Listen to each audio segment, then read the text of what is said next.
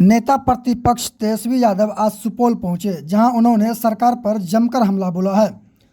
सुपौल जिले के राघोपुर प्रखंड अंतर्गत लखीचंद साहू उच्च विद्यालय मैदान में आज कुशवाहा स्वाभिमान रैली को संबोधित करने नेता तेजस्वी यादव पहुंचे। हालांकि तेजस्वी यादव के आने से पहले अचानक मूसलाधार बारिश हो गई, लेकिन लोग तेज बारिश के बावजूद डटे रहे और अपने सरों पर कुर्सी लेकर तेजस्वी यादव को सुन रहे थे। इस दौरान तेजस्वी यादव ने कहा, सरकार 15 साल पुरानी गाड़ी को हटा देती है, लेकिन मुख्यमंत्री 20 साल से जमे हुए हैं।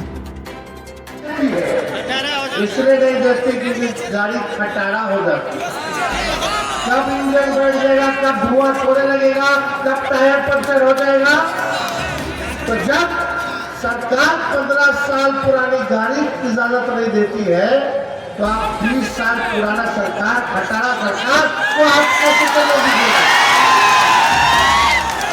कितना लोग यहाँ किसान है, खेती बाड़ी करते हैं, एक ही ब्रेंडवा का बीज खेत में रोपिएगा 20 साल तक, तो खेत बंजर हो जाता है, क्यों होता है, फसल भी नहीं मिलता है। तो अब समय आ गया है, नए ब्रांड का नया बीज खेत में रोपे, ताकि फसल भी अच्छे हो और आने वाले नस्लों का भविष्य भी बेहतर हो। ये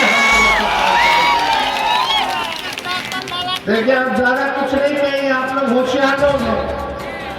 हम बोले थे कि 10 लाख नौकरी देंगे, चाचा जी बोले 20 में कि कहाँ से देगा, अपने बाप के पास से पैसा लाके देगा। हम आए 17 महीने 5 लाख लोगों को सरकारी नौकरी हम लोगों ने दिया। आरक्षण 65% हम लोगों ने बढ़ाया। जाति आधारित जनता हम लोगों ने कराने का काम किया। ये सारा काम IT policy, tourism policy, sports policy, Bihar के लिए 50,000 करोड़ का निवेश हम लोग लेकर के आए। 17 महीने में हम लोगों ने काम किया, लेकिन चाचा जी फिर पलट गए। आज भले सुने किसी को भी लेना हो लो, लेकिन इसी बहाने नौकरी और रोजगार पे तो चर्चा हो रही है। आप देखिएगा, ये नकलची सरकार है, नकलची सरकार। हम बोले 10 लाख देंगे, तो अब नीतीश जी बीजेपी के लोग अभी ट्वीट करके बोले कि 1 करोड़ रोजगार देंगे। अब कहाँ से लाएंगे? नकलची सरकार है। हम बोले पूरा बिहार घूमे, 20 साल से 400 रुपया मात्र पेंशन मिल रहा था, चाहे वृद्धा पेंशन हो, विधवा पेंशन हो या दिव्यांगों का पेंशन हो। हम घूमे, लड़ा कि भाई पेंशन को बढ़ाने की जरूरत है, महंगाई बढ़ी है। हमने ऐलान किया कि अब 1500 रुपया जो है पेंशन कराने का काम करेंगे। तो ये नकलची सरकार पीछे से घोषणा करके हम 1100 कर देंगे। हमने बोला युवा आयोग का गठन करेंगे, तो ये सरकार कहती है कि हम भी युवा आयोग बनाएंगे।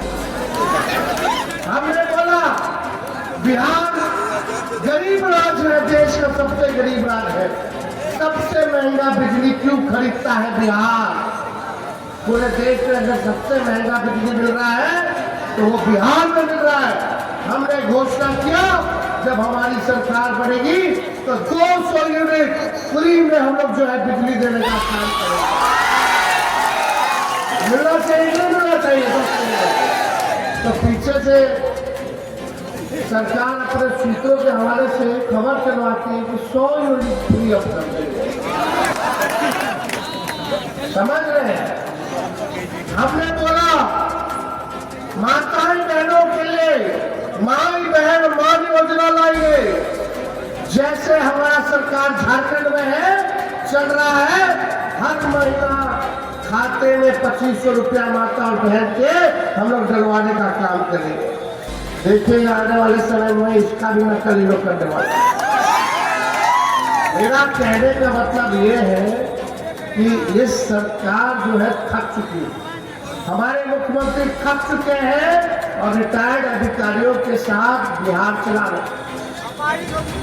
आप देखिए जो काम ये दंगा पार्टी केवल भड़काने का काम करेगी, मुद्दे की बात नहीं करेगी, मुद्दों की बात करेगी। हमारा मुद्दा क्या है? पढ़ाई, दवाई, सिंचाई, सुनवाई और कार्रवाई वाली सरकार देने का। लेकिन ये भाजपा के लोग आएंगे हिंदू, मुस्लिम, मंदिर, मस्जिद में फंसा करके आप लोगों को रखना चाहते हैं और आप लोगों का वोट छीनना चाहते हैं। हम लोगों के संविधान में बाबा साहब ने एक अधिकार दिया, चाहे वो राष्ट्रपति हो या वो हमारा गरीब से गरीब क्यों ना हो, उसको एक वोट देने का अधिकार है। और वोट की ताकत को आप लोग जानिए। वोट का इतना ताकत है कि प्रधानमंत्री को भी नतमस्तक होना पड़ता है आप लोगों के आगे, जनता के आगे। और ये लोग जो लालू जी कहते थे वोट का राज मतलब सोच का राज, ये अधिकार इलेक्शन कमीशन के बहाने से आप लोगों का छीनना चाहते हैं। जबरदस्ती वोटर लिस्ट में से नाम हटाने की तैयारी की जा रही है। यानी यहाँ बैठा चाहे तेजस्वी क्यों ना हो, आप लोग क्यों ना हो, अब आपको भी अपना नागरिकता साबित करना पड़ेगा, बताना पड़ेगा कि आप इस देश के हैं कि नहीं। क्या गजब बात है भाई। कुछ दिन पहले भी चुनाव हुआ, बारिश का मौसम है, खूब बरसात हो रही है, हो रहा है ना। और इस चुनाव में जुमलों की भी बारिश होने वाली है। लोग आएंगे बाहर से और खूब फेंकेंगे, जुमलों की बारिश भरपूर होगा। अब आप लोगों को सचेत रहना है। कौन आप लोगों को 20 साल से ठग रहा है? केंद्र में 11 साल, बिहार में 20 साल। तब ये जो 2005 में पैदा हुआ, आज जो है नौजवान हो गया। तब से अब तक इस सरकार ने आपके लिए क्या किया, ये सोचने की जरूरत है। आज ये कार्यक्रम जो है बैजनाथ, स्वर्गीय बैजनाथ जी के पुण्यतिथि के अवसर पर रखा गया। हम उनको नमन करते हैं, श्रद्धा के सुमन उनके चरणों पर अर्पित करते हैं, उनको याद करते हैं।